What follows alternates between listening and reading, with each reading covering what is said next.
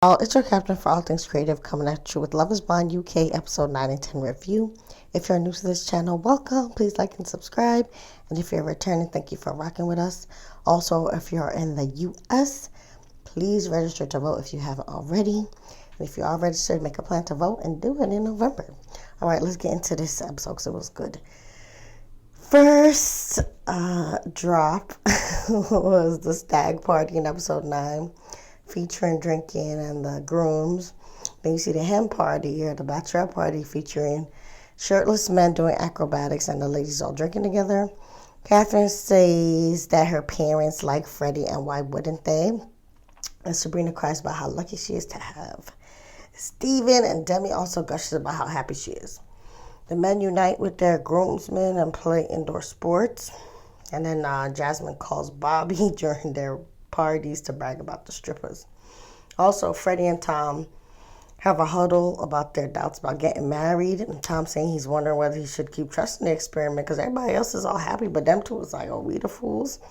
And to both of them, I say no because that final leap of faith for both of them is not real. More so because Tom is on some BS on his side, and then Catherine is on some BS on Freddie's side. Fast forward to the night before the wedding day. When they're apart, Catherine discovers that Freddie put in a nice tag in her bed saying he was always with her. And it was cute. But while I don't want Freddie's heart broken, I don't want Catherine to keep walking all over him. So I was annoyed with that scene. Next, Sabrina and Steven are the first wedding day couple package we see, and it is adorable. They said so many cute things like they'll have daily check-ins, and they're both open to moving anywhere for each other, though she said she was willing to move to Belfast. And he said he thinks they would live in London, so it don't look like they really thought things through to the nitty-gritty, but they in their love bubble. So good vibes, good vibrations. Sabrina looks stunning in her little lacy dress, very demure and very mindful, like I said yesterday. And she seemed to walk down the aisle super fast to me, like she couldn't wait to go see Steve, and he was looking at her so happy too. And I knew they was going to get married first. And I thought that, they were not going to have any drama, so it didn't surprise me. And they're the new Mr. and Mrs. Smith. And next you see Tom walking to the venue where he going to meet Maria. And Maria was already looking wary since I know she's tired of Tom being cheap, but she has been fighting for this relationship for too long, so I guess she not necessarily going to stop fighting now. And Maria looked beautiful in her wedding dress and makeup, but that makeup almost got messed up when she saw her dad's watch, and she was talking about it because, remember, he passed during COVID, so she didn't get to say goodbye. So I teared up too. And then when Tom was talking, he was basically saying that he achieved a lot in life and marriage was basically the last box he had left to tick off. And I thought, yeah, he's not doing this for the right reasons per se. And he might have been better off choosing Natasha at the altar since him and Maria got so many things that are just not gelling well for their life together. So he was blinded by his, I guess, lust feelings for Maria. But them two don't need to be together. And thank God Tom said no. And at the altar, he kissed her hand and kind of ran down away from the altar. Maria's disappointed and sad, but she knows he's too cheap for her. And then Tom further explained that he was worried about Maria teaching his son that he had to pay for everything for women. And he was also worried about her teaching his daughter that she should expect things from men and not contribute to society. So, whack. This is Demi and Ollie, and I was rooting for them now that we know Ollie's diagnosis. And Ollie's friend had to calm him down, and then he pulled out some rum flask in front of his dad, so I started to get bad feelings, but we didn't get to see what happened because they moved over to episode 10. It was a cliffhanger. So when the cliffhanger, is resolved at the altar, basically Demi is the one who tells Ollie no, she does not want to marry him, and Ollie was thrown. Like, he could not hold himself back on the altar, looked around and said why out loud, So Demi said that she chose herself since she gained more confidence. from him being so fun and kind to her, but he did disrespect her a lot in the beginning of the relationship. And he even disrespected her a little when he was praising Charlotte's good looks at the bar. So, it is what it is. Ollie's friend, comforts him and helps him unpack his bittersweet feeling. And then Demi's dad, checks up on her. And Ollie addresses everyone at the wedding on both their behalf, reassuring everyone that it's still a good day and that they're still going to be friends, which was classy of him. And the next couple we see is Bobby and Jasmine. And when I saw Bobby and Jasmine, I was like, well, maybe Nicole and Benaya will end the episode, because I thought they were a shoo-in. I thought the episode would end with a happy ending. So, Jasmine and Bobby, I'm not worried about. I'm just worried about the mom acting a fool. And of course, the mom show up basically dressed like a bride. Just a foolishness and tomfoolery. Says that she didn't want Jasmine to overdo her. So I was like, you really intentionally tried to upstage your daughter. But that's okay, since we know the vibes with her. And basically the wedding ceremony goes off without a hitch. They both said yes. And I knew they would. So shout out to Mr. and Mrs. Johnson. And Bobby was still respectful to Jasmine's mom and gave her a special moment of one-on-one reassurance at their wedding. And we also see the mom giving a confessional that she wishes them to be well, and the ceremony was happy. So next was Nicole and Benaya, which was my favorite wedding.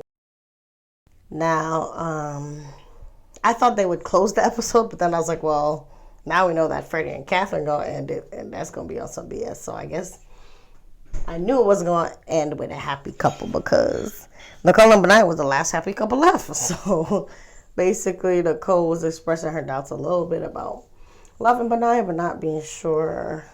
They're thinking everything through, especially with his nomad life. And then the good thing for this episode was that she finally says that while Sam gave her assurances in the pods, what he in her head wasn't true or real. So she finally gave up on defending Sam, and seemed like she's up to speed about everybody, and their mama was trying to tell her about him being no good. Next, you see Benaya's mom and sister send him a letter giving their blessings since they have to be with a sick relative. And at first I thought that was a bad sign, but then Benaya was cool with it and says he felt good about it since he knows they had to be with like a sick relative. And I guess he be dipping on them so much that he don't see it as no thing not to show up. So glad he felt good vibes. And then you see Benaya and his friends laughing about him finally having a place to live. And I just shook my head because they were wrong for that, but they weren't lying. And Nicole looks super beautiful in her dress, wavy hair and makeup. And Nicole's dad couldn't come, but her mom was there for them. And then the wedding flowers and decor were my favorite since it looked bohemian and kind of like a fancy ashram to me. So it gave me the Bob Marley vibes, I guess, that she thought that he would have, when they were talking in the pods when they met up for the first time. And Benaya really gags when he sees Nicole walking down the aisle. And he's teasing and telling her that she looks incredible. And even while the officiant was talking, I noticed that he kept stealing glances at her, so it was cute to me. And they both say, I do. Even I was a little nervous at first. And their new last name is long, but I guess congrats to Mr. and Mrs. Grunewald Bridey. And they're even telling each other that they love one another as they walk out, which is cute.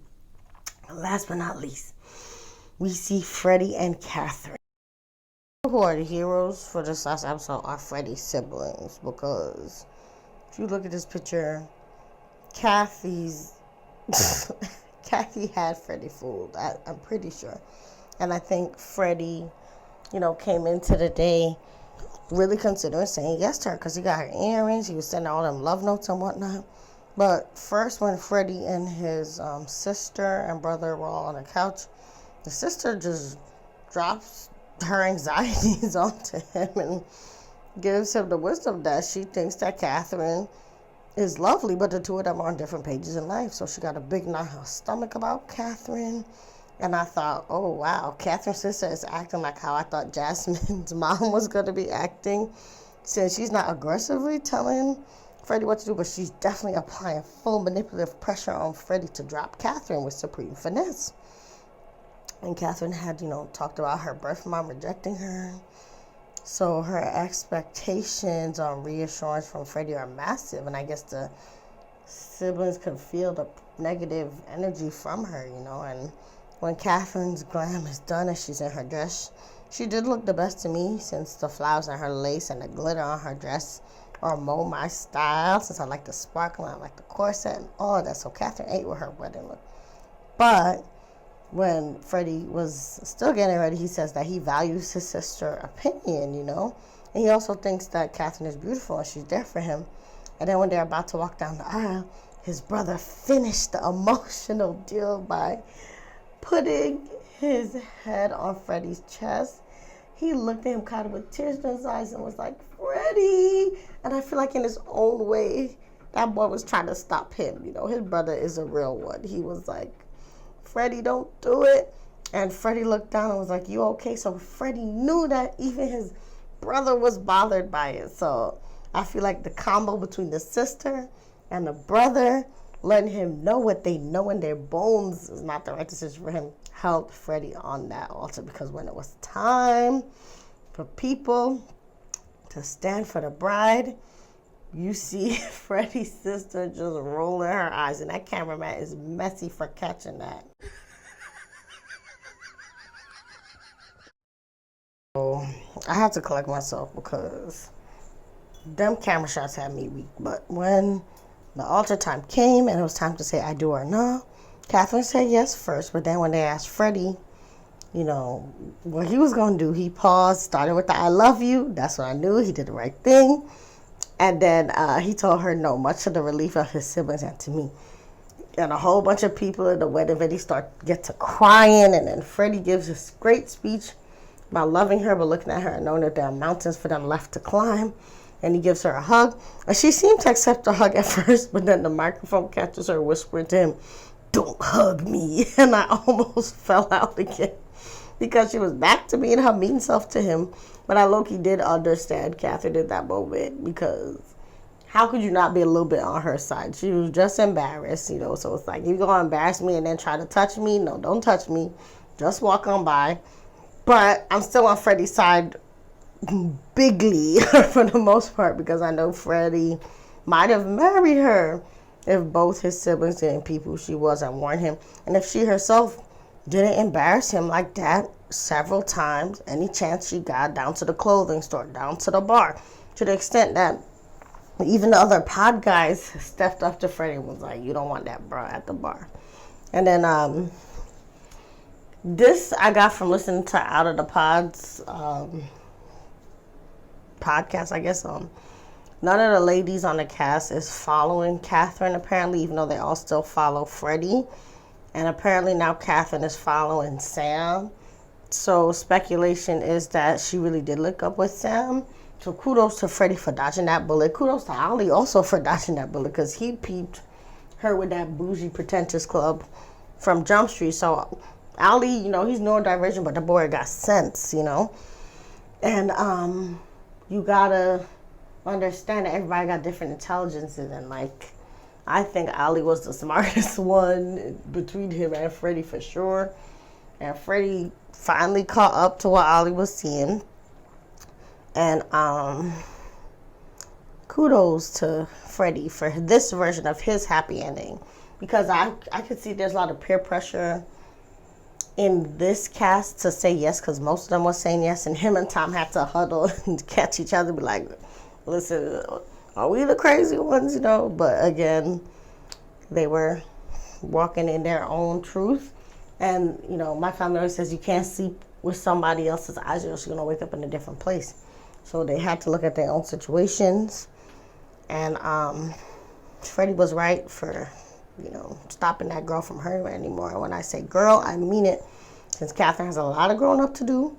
And she kind of a fool for fumbling Freddie. So all she had to do was be respectful for just a few weeks. Imagine, she only had to just be in the honeymoon phase for a few weeks, and he would have married her, but she couldn't help herself but to be disrespectful. Every chance she got, try to embarrass him. Every chance she got, even though he did nothing to her. Even when Ali pushed him down to go hug Catherine, he didn't act up. And she could have been a little more respectful and nicer to his face, so she got what she deserved, And he says in his confessional that he needs time to see if she's materialistic or not, but there are so many more issues in that. But he's, harping on that. And after a while of seeing the shots of both of them crying, I did feel more and more bad for Catherine, saying that she felt rejected all over again because, she was adopted. And then she was biting her nails, so she was not coping well.